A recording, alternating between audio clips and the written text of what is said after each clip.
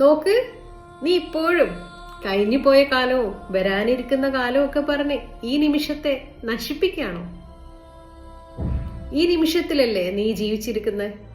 ഒന്ന് ചിന്തിച്ചു നോക്ക്. നീ ഇന്ന് കഴിച്ച ആഹാരത്തിന്റെ അവശിഷ്ടങ്ങൾ പ്രാണികളും ഉറുമ്പുകളും ജന്തുക്കളും ഭക്ഷിച്ച് ആ സ്ഥലം വൃത്തിയാക്കി തന്നിരിക്കുകയാണ്. ഒരു തെങ്ങ് നിലകൊള്ളുന്നത് നിനക്ക് വേണ്ടിയിട്ടല്ലേ? ചെടികൾ പൂക്കളായിട്ടും കായകളായിട്ടും തരുന്നു. എടോ, ഈ പ്രപഞ്ചം നിലകൊള്ളുന്നത് നിനക്ക് വേണ്ടിയിട്ടാണ്.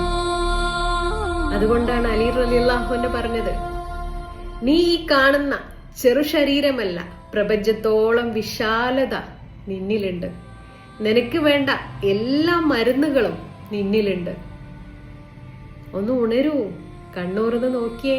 ഈ നിമിഷം സുന്ദരല്ലേ?